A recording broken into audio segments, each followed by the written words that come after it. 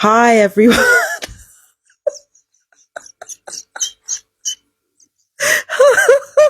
Hi, everyone. Okay. This is supposed to be a Marsha the Great video, but now it's just Fabian Deacon talking. Okay. So I've got this on because I went to the co-op, right? And it was just a normal thing. I was just getting snacks. The surveillance was a little bit more intense than usual. Like there were a couple of people following me around more than usual because again, it's Pauline stalkers and my stalkers joining forces. So yeah, that's to be expected. But then I get to the queue and this is where like I'm queuing and I'm behind this woman, right? This short haired woman. And I reach over to get like the real McCoys and get back in the queue. But the second, and I mean the second I'm getting back in the queue, this guy's moving in front of me. So I said, excuse me, I'm in front of you. Right. And then he said, oh, what do you mean you're in front? I said, I'm in front of you. He knew I was in front of him. He knew at the precise moment I was coming back in the queue, he cut back in. So I said, excuse me, I'm in front of you. And then she turned, then this short haired woman turned around and tried to act like she was defending him. She said, you don't need to yell at him. I'm like, what the fuck are you talking about? He was in front of me. And then she started talking. She kept going on and picking a fight. I was literally screaming at this person. And when I say screaming at this person, I mean, I was literally screaming at them. Okay. I was said, mind your fucking business. Like I was really going the fuck off, right? I was really going the fuck off. And she was standing there laughing because that's exactly what she wanted. She wanted to pick a fight with me over this guy pushing in the queue. And then she wanted to turn around and say, you see, that's the attitude. That's the attitude. And I said, what the fuck do you mean that's the attitude? You don't fucking know me, bitch. Get your racist ass, gather your shit, get the fuck out. And then she came up to my face and she said, and what? I said, listen, if you want to fight, we can step outside. I was still screaming, but I said, if you want to fight, we can step outside. Bear in mind, I just want to remind you guys that this is after I had weapons fired at my heart, like for the last few days, right? This is how fucking on it I was. This is how fearless I was. Even after I had been tortured in the heart as a result of repeated attempted murder, when somebody stepped to me and tried to threaten me, tried to buck up their chest at me, I was like, baby, if you want to go out and fight, we can go out and fight. Okay? That's the energy that I was bringing to the table. Sure, I handled it the wrong way. But clearly it was a situation where there were two gangstalkers. One was cutting in front of me in the queue, and the other one was scheduled to start a fight when I pointed out that he cut in front of me, right? So clearly it was a setup, and it was a setup to try to make me look crazy. And what she said was actually very telling, because that was very telling of the gangstalking setup. She started saying, well, that's what I do. I defend other people. And I'm like, okay, so basically the gangstalkers are making fun of the fact that I stood up for a trafficking victim. They're making fun of the fact that I stood up for a rape victim. They're making fun of the fact that I stood up for somebody whose children was not only taken away from them, but whose children was also violated. And you're trying to equate that with standing up for somebody who deliberately pushed in front of a queue. The gangstalkers were making fun of me because they're not intelligent. The gangstalkers were making fun of me through this perp who was like trying to make a big show out of protecting people. Like, and this is what the gangstalkers do. They try to diminish your role in your own life, and they try to diminish their part in their torture and their murder and their trafficking. So they try to diminish you and diminish their own evil through the perps that they've set up to be put in place, right? And then what really kind of got me, this is how I knew that the guy cutting in front was a perp. Because as he was walking out, he said, I didn't do nothing wrong. I didn't do nothing wrong. It wasn't him I was screaming at. He literally wasn't involved in a fight. I said, you cut in front of me. It was a simple thing. You cut in front of me. Why are you talking? Like, he cut in front of me. I didn't even yell at him. I was like, well, I did at first. I said, you're fucking behind me, mate. No, I didn't swear, but I said, you're behind me. And as he's walking out, he's got a smirk on his face saying, I didn't do anything wrong. I'm like, bro, nobody was fighting with you. It was this woman in the front who was trying to be a have-a-go hero over a fucking cue cut. Like, my guy, it's like, that's how I knew he was a perp. Because it's like, how are you celebrating over the fact that I lost my temper? Baby, I've had attempted attacks on my life multiple times. And then on top of that, you're like, you see, there, she's lost her temper, baby. None of this matters. None of this matters. I swear to God, gangstalkers are the only types of people that care that much about optics. I learned a long time ago that I wasn't going to get anywhere by trying to make anyone like me. I learned that a long time ago. Trying to get people to like you is not as important as having integrity, as trying to be as, as ethical as possible. I'm not entirely an ethical person. I try to be fair, but I'm not ethical.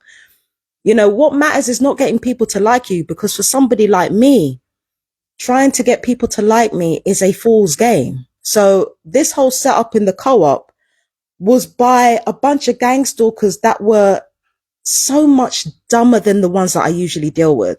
And it's like, it's kind of remarkable to see how they equate optics. Oh, we've won over her. We made her lose her temper. Baby, I needed it. I fucking needed it. I needed to cut loose. I needed to lose my temper. I needed an opportunity to do that. And they landed one right in front of me. So they're over there thinking that this is a victory, when really I'm just a hormonal TI looking for a fucking fight. Baby, I was ready. I wanted all that. Listen, me and my heart that has been pummeled for the last few days wanted all the fucking smoke. You know what I mean? The only thing that I regret is that I handled it the wrong way, like screaming at the top of my lungs in the store. It wasn't cool, but like, I needed to get my anger out. It was something that I needed to do, because you can't hold on to that type of anger. Like, you got people trying to kill you. And then on top of that, you got fucking traffickers and pedophiles and all that type of shit. It's not healthy to hold in that kind of anger. It really isn't healthy.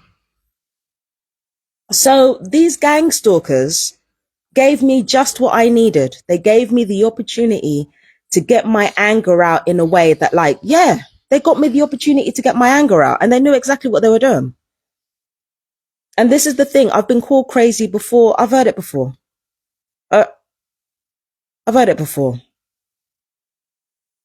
I've heard it before. But that's what people who do wrong do. They rely on optics all the time. I'm just like, I'm not here for the optics.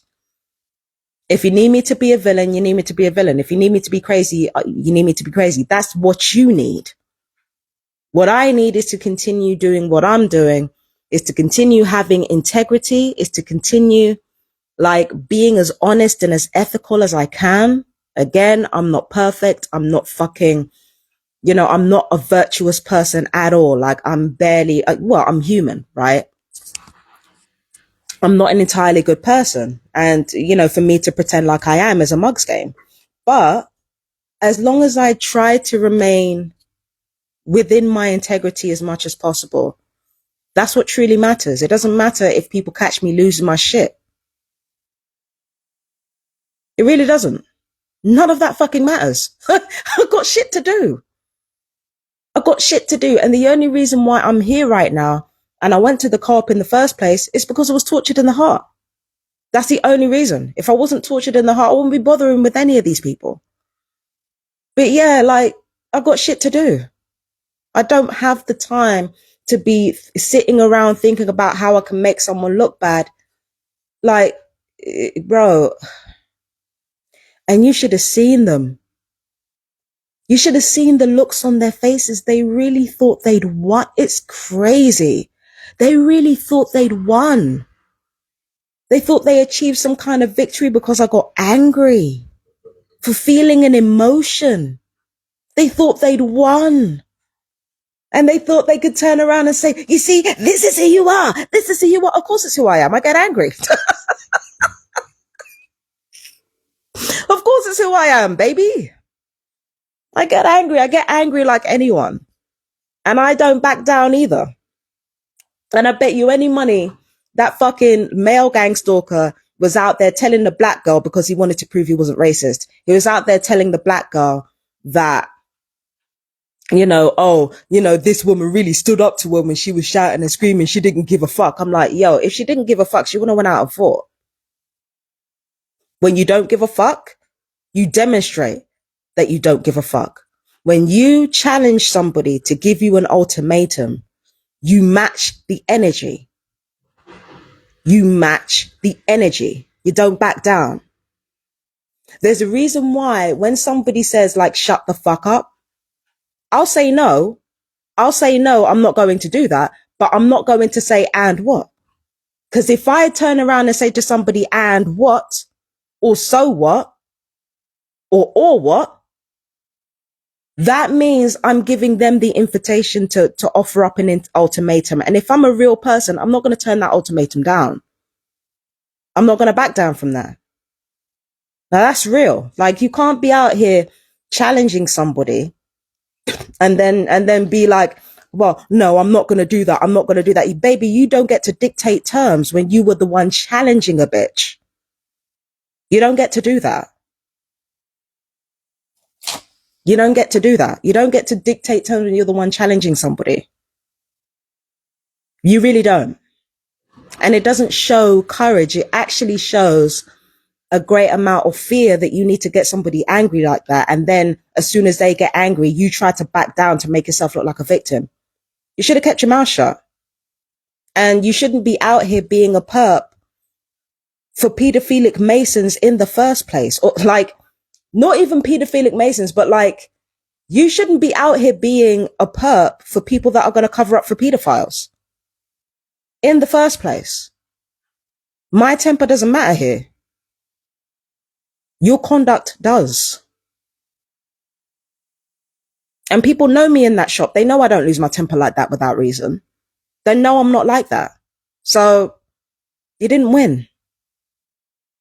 I didn't win either. I didn't win over here, but I'm not going to lie. I'm very proud of myself right now. I'm very proud of myself right now. I'm proud. I'm not proud that I acted a fool in the store. What I'm proud of is that I didn't judge myself for how I felt. That's what I'm proud of myself for doing. And I like, I'm not going to applaud myself for that. I don't think it's that big a deal. I don't think it's that deep, but I do feel a little bit proud of myself that I felt those emotions, and instead of backing down or apologizing to the wrong people, and instead of taking it out on the people who were trying to help, like, I'm proud of that too. You know what I mean? I let my emotions be what they were. And I didn't take into account how the gangstalkers would see it. I didn't take into account how they would weaponize it. I didn't take into account how they would try to twist it, because it's not important. The only reason I'm coming on here is to tell you how this gangstalking has escalated since that Pauline Chung interview. They really cranked it up. And what they're thinking is, if we can make her look bad, if we can make her look crazy, then that'll be everything. And I'm like, babe, people already think I'm mad. You haven't won anything. But that's exactly what gang stalking does. It kind of exploits the tiny details to, it explores tiny details, like tiny means for really big ends, to make you look crazy. That's what they do. But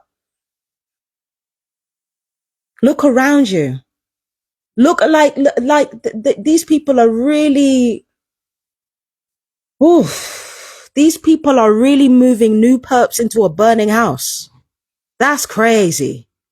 That's crazy. It couldn't be me. Really couldn't be me. And I meant what I said. At the end of the day, if I'm not scared of dying and I'm not scared of living, I'm not scared to be alive, and I'm not scared to die either. So what the fuck makes you think I'm scared to look bad? Like, come on. In fact, if I don't look bad, if I'm not the villain, I don't get eyes on me. It's as simple as that. I either have to be the villain or I have to be the hero and look after other people. Otherwise, I don't get eyes on me. It's as simple as that. Like, just, bro, come on. Come on, nah. You know what I mean? I feel so much better, though. I feel so much better. Like, I do feel better. And I got my chocolate biscuits and they're double chocolate. You know what? Let me show you right here. Let me show you what my evening is looking like. Double chocolate. Do you understand what I'm saying to you? Double. That's how my evening's looking right now. Real chocolatey. Okay? Manicure. You understand? I don't give a fuck. You know what I mean? I'll fight all you whores. Don't play with me. Don't play with me. I'll fight the fucking lot of you. Fucking trafficking bastards. I'll fight the lot of you if I have to. I don't even care if I lose. Fuck you. Know what I mean? But anyway, I'm going to enjoy my evening. I'm going to enjoy the rest of my evening. Oh, it's not even evening yet. Ugh. An equinox. So lovely. Anyway, I'm going to get on with the rest of my afternoon.